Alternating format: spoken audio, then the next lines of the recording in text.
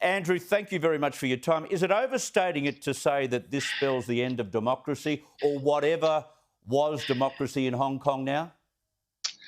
Well, Chris, first of all, thanks for putting this on the agenda because I think it hasn't had the attention that it deserves. No. I mean, really, today is kind of like the day the music died. It's a very sad occasion. You know, it's as if the spirit of Hong Kong has been arrested and put in a cage. That's how it feels. And I really feel for the people of Hong Kong. You know, from what I hear, the place has gone to its shell. It's a shadow of what it was when I lived there, you know. And do you remember what those an old outstanding territory it was, Andrew? One of the most outstanding cities in the world.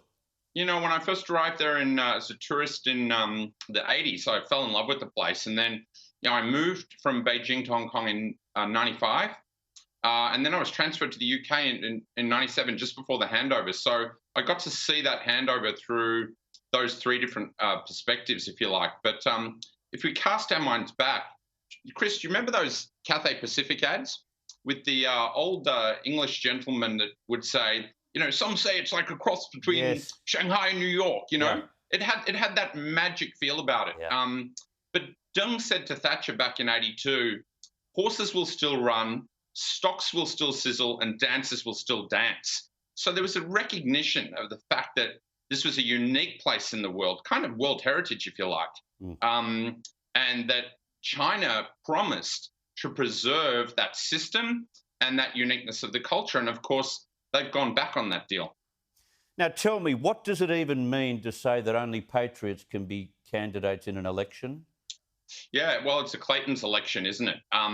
You know, this election was supposed to happen in September of last year, and the Hong Kong government postponed it on the grounds of pandemic management, when in actual fact, they used that time to clean up the candidates by putting the ones that they didn't like in jail. So if you wanted to vote for somebody, you probably weren't able to because your preferred candidate had been barred or incarcerated.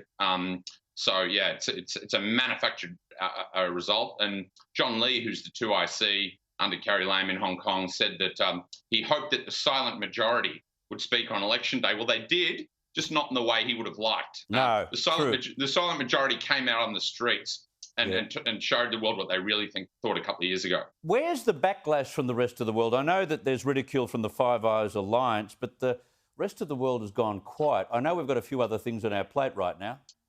Do you know, it's almost as if nothing ever happened. It's like it's business as usual. Yeah. And, you know, Hong Kong, it's a special place for Australians too. It's hosted more Aussie expats than any other city in the world. And, you know, there are close bonds between Hong Kong and Australia through things like horse racing. You know, the Greens might not like it, but, you know, I used to live near Happy Valley.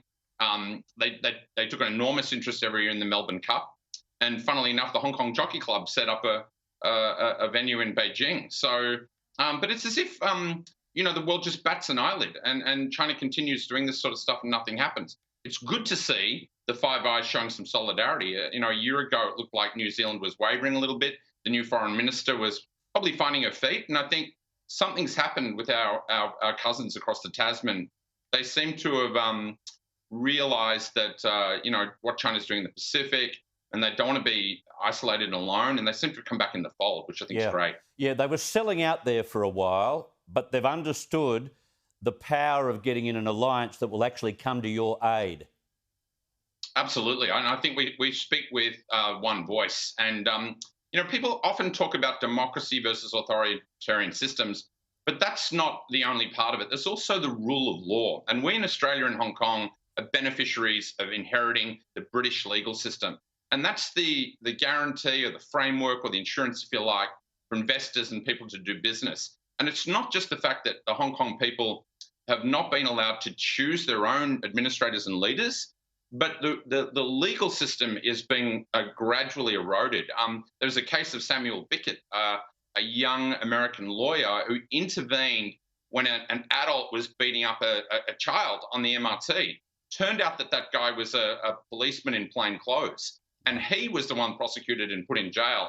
And this is a huge concern, that Hong Kong is becoming just another city of China. Yeah, one quick one before we let you go. What was this about a story in the New York Times today which claimed that China is manipulating social media abroad, the kind of social media that's not even in their own country.